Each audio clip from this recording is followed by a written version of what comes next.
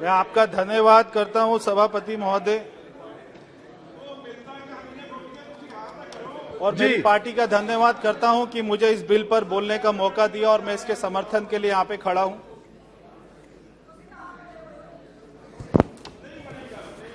और मैं शुरुआत में ही सदन को बताना चाहता हूं, देश को बताना चाहता हूं, विपक्ष को बताना चाहता हूं, हम जिस दिल्ली की बात करते हैं वो एक यूनियन टेरिटरी है, कोई राज्य नहीं है। बार बार दिल्ली के मुख्यमंत्री द्वारा राज्य के अधिकार मांगना और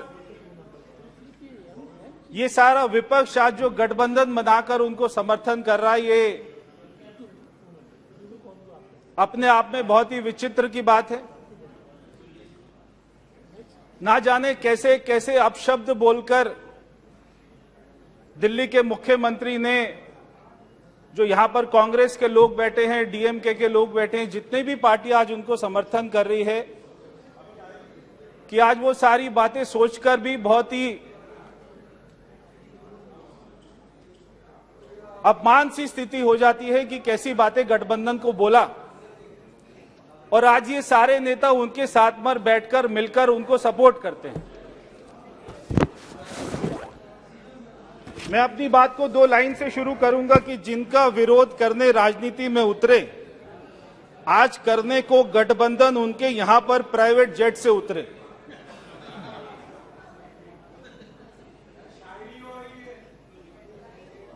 आज ये पंजाब के मुख्यमंत्री के साथ में सारे राज्यों में जाकर दिल्ली के मुख्यमंत्री दिल्ली की स्थिति को नहीं संभाल रहे, मगर वो सारे राज्यों में जाकर और वो ऐसे प्रधानमंत्री जी को हराना चाहते हैं जो प्रधानमंत्री जी आज हमारे देश के गरीबों की चिंता कर रही है, जो आज तक कभी कांग्रेस ने 60 सालों तक नहीं करी।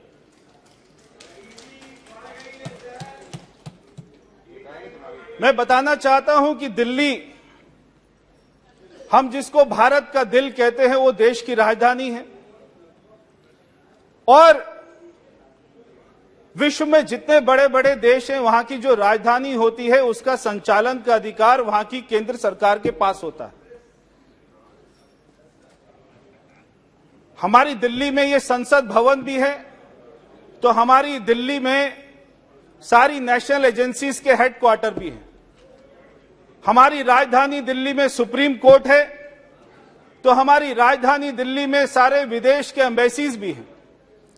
अब ये सारे अधिकार को चलाने के लिए किसी एक राज्य के मुख्यमंत्री, दिल्ली के मुख्यमंत्री को नहीं दिया जा सकता। जब आज हमारी राजधानी दिल्ली की बात आती है तो हमारे देश की छवि, हमारे देश की विश्वसनीयता, हमारे देश का वैभव, हमारे देश की प्रतिष्ठा, ये सारे अपना विश्व के पटल पर ताक पर होती है। जब देश का ऐसा कोई जिला नहीं है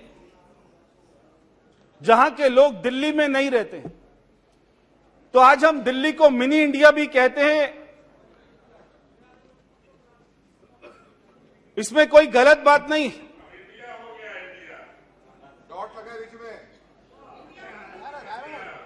धब्बे हैं, भारत भारत ही रहेगा। मगर बार बार दिल्ली के मुख्यमंत्री को हम ये कहते हुए सुनते हैं कि मुझे राज्य के अधिकार चाहिए, ट्रांसफर पोस्टिंग के अधिकार चाहिए। एक आदमी दुकान पर जाता है टीवी खरीदने के लिए और वो वहां पर सारा मुआयना करके बोलते हैं मुझे ये वाला टीवी खरीदना है। वो दुकानदार बोलता है आपको नहीं देना ये वाला टीवी, और वो अगले दिन फिर जाता है मफलर पहनकर, फिर कहता है मुझे ये वाला टीवी चाहिए, तो वो दुकानदार फिर से मना कर देता है। वो अगले दिन फिर जाता है टोपी पहनकर, मफलर पहनकर, मुझे ये वाला टीवी चाहिए, वो दुकानदार फिर से मना कर देता है। तो वो आदमी पूछता है कि आप ये मेरे को क्यों नहीं बेच रहे? वो दुकानदार कहता है ये टीवी नहीं है, ये माइक्रोवेव है। तो ये दिल्ली का मुख्यमंत्री बार बार कहता है मुझे राज्य के अधिकार चाहिए। ये राज्य नहीं है, ये देश की राजधानी है और हमारी यूनियन टेरिटरी है। हमारी दिल्ली में कोई भी सर्विस कमीशन नहीं है, हमारी दिल्ली का कोई भी कैडर नहीं होता। सारे आईएएस आईपीएस ऑफिसर को यूटी कैडर के बोले जाते हैं। और हमारे देश की जो 8 हमारी यूटी हैं, दिल्ली के अधिकारी सारे यूटी में सर्विस करते हैं। अब एक किसी राज्य के मुख्यमंत्री को सारे राज्यों का, सारी यूटी का अधिकार दे देना कि हमारे दिल्ली के अधिकारी का ट्रांसफर दिल्ली के मुख्यमंत्री लक्षद्वीप में करेंगे और वो जम्मू कश्मीर में करेंगे, लद्दाख में करेंगे, ऐसा कैसे हो सकता है? तो ये संभव ही नहीं हो सकता। वो जो अधिकार मांगते हैं वो क्यों मांगते हैं? वो अधिकार इसलिए मांगते हैं कि आज उनके जो उप मुख्यमंत्री हैं वो पिछले 6 साल से 6 महीने से जेल में हैं। आज जो उनके स्वास्थ्य मंत्री हैं वो पिछले 1.5 साल से जेल में हैं। आज वो जिस कोर्ट की बात करते हैं वही कोर्ट उनको जमानत नहीं देती है। 1.5 साल से जो स्वास्थ्य मंत्री सड़ रहा है वहां पर, वो कौन से आरोप में गया? वो हवाला के आरोप में गया। और जो दिल्ली का उप मुख्यमंत्री है वो शराब घोटाले में जेल में गया। और एक इनका मंत्री एक महिला की इज्जत लूटकर राशन कार्ड के नाम पर, और वो जेल गया। तो ऐसे इनके मंत्री जो आज जेल में जा रहे हो और जिनको कोर्ट जमानत नहीं दे रही, ऐसी सरकार दिल्ली में बैठी हुई है। ये वही सरकार है जो 2013 में मैं भी विधानसभा का चुनाव लड़ा था, मैं भी विधायक बना, और ये कांग्रेस के साथ में समर्थन कर दिल्ली के मुख्यमंत्री केजरीवाल ने कहा कि मैं अपने बच्चों की कसम खाता हूं कांग्रेस का समर्थन नहीं लूंगा, मगर कांग्रेस का समर्थन लेकर सरकार बनाई। और वो सरकार क्यों गिराई? जन लोकपाल करके कि मैं जन लोकपाल लेकर आ रहा हूं, वो मुद्दे पर सरकार गिरा दी। मगर आज 8.5 साल हो गए दिल्ली में जन लोकपाल नहीं आया है। ये इतना झूठा व्यक्ति है आज जो दिल्ली के लोगों को मिला है। और ये सदन को जानकर बहुत ही हैरानी होगी कि दिल्ली के मुख्यमंत्री 8.5 साल से सरकार में हैं। 8.5 साल से वो 8 बार भी अब अपने सचिवालय नहीं गए। 8 बार भी वो सारे आईएएस ऑफिसर को अपने घर पर बुलाते हैं। और एक बार उन्होंने दिल्ली के जो पहले मुख्य सचिव रहे अंशु प्रकाश जी, रात को उनको अपने घर पर बुलाकर अपने विधायकों द्वारा उनकी पिटाई कराई। आज भी वो केस चल रहा है। तो क्या कोई सोच सकता है एक मुख्यमंत्री अपने मुख्य सचिव को पीटता हो?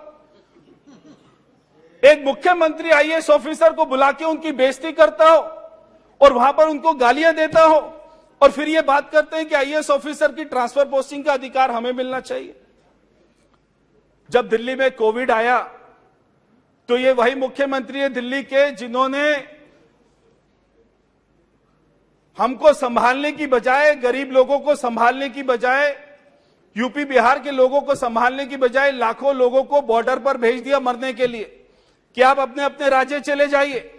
वो तो हमारी सरकार थी, हमारे गृह मंत्री जी थे, हमारे प्रधानमंत्री जी थे जिन्होंने दिल्ली में हॉस्पिटल बनाए, हमारे लोगों को वैक्सीन दी, हमारे लोगों को इंजेक्शन दिया और आज हमारे दिल्ली के लोगों की जान बचाई। वरना दिल्ली के मुख्यमंत्री ने हमको अपना मरने के लिए छोड़ दिया था। और क्या बोलते हैं दिल्ली के मुख्यमंत्री? वो कहते हैं कि बिहार के लोग तो केवल 500 रुपए का टिकट लेते हैं, दिल्ली में आते हैं, लाखों का इलाज करते और चले जाते हैं। जो आज ये नीतीश कुमार जी के आदमी बैठे, यहाँ पे सांसद बैठे, मैं उनसे पूछना चाहता हूं, आपने कभी दिल्ली के मुख्यमंत्री से कहा कि आप हमारे बिहारियों के लिए ऐसा क्यों बोलते हैं?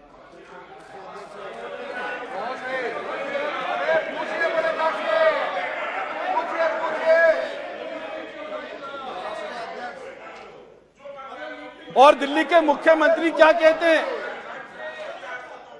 और दिल्ली के मुख्यमंत्री क्या कहते हैं कि ये जो तमिलनाडु से बच्चे दिल्ली यूनिवर्सिटी में पढ़ने आते हैं और वो यहां की सीटों पर कब्जा कर लेते हैं। तो मैं डीएमके से पूछना चाहता हूं, कभी आपने, जो आपका गठबंधन का साथी है, आपने कभी उससे पूछा हमारे बच्चों को दिल्ली में पढ़ने के लिए क्यों मना करते हैं? तो ये गठबंधन तो कर रहे हैं, वो इनको गाली दे रहे हैं, और जैसे ये बिल पास होगा ये सारा गठबंधन बिल्कुल ताश के पत्ते की तरह गिर जाएगा, ढर जाएगा। ये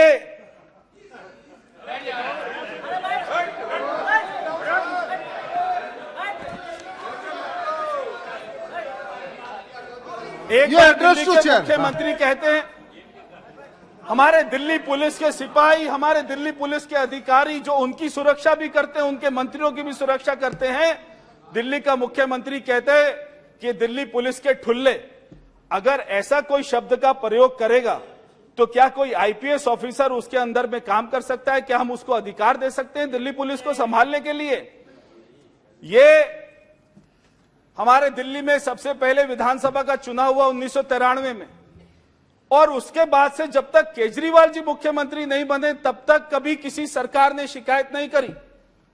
हमारे यहां पर बीजेपी की सरकार रही तो ऊपर कांग्रेस की और हमारी दिल्ली में कांग्रेस की सरकार होती थी, ऊपर हमारे अटल बिहारी वाजपेयी जी की बीजेपी की सरकार होती थी, मगर आपस में कभी कोई नहीं लड़।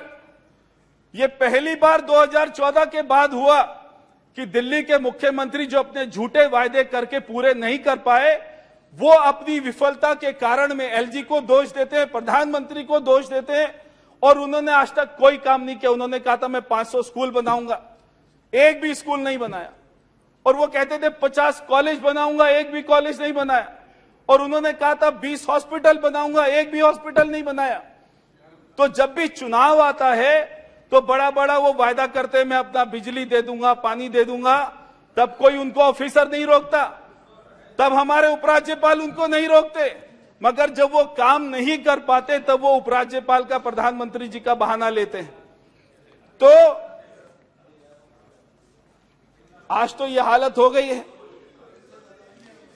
कि आज इनकी सारी सरकारी जेल में है, क्योंकि घोटालों में इतना कमा लिया है कि अब तिहाड़ जेल को ही अपना पार्टी का कार्यालय बना लिया है। सारे मंत्री जेल जा रहे। मैं अध्यक्ष जी इस बिल का समर्थन कर रहा हूं, और यहां पर जितने गठबंधन के लोग बैठे उनसे भी कहना चाहता हूं कि ये अगर आप जो इसको अधिकार देने की बात कर रहे हैं ना, अगर इसको अधिकार मिल गया तो अभी इसने पीछे एक हमारे दिल्ली में फीडबैक यूनिट बनाया था, और वो फीडबैक यूनिट में हमारे एलजी ऑफिस का, सभी सांसदों का, सभी बीजेपी के विधायक का, आईएएस आईपीएस ऑफिसर का इसने फोन को अपना टैप करना शुरू कर दिया था। अगर ये जो गठबंधन के लोग बैठे हैं, अगर आप उनको अधिकार दे देंगे तो आपके सारे फोन भी केजरीवाल टैप करेगा, फिर आपको अपना चिंता होगी। इसलिए मैं ये बिल का समर्थन कर रहा हूं, और आखिर में 2 लाइन बोलकर अपनी बात को समाप्त करता हूं कि अन्ना आंदोलन के वो महान असूल वो सारे यमुना में बह गए, और रामलीला मैदान से निकलकर सरजी आज केवल अपने विज्ञापन में सिमट कर रह गए।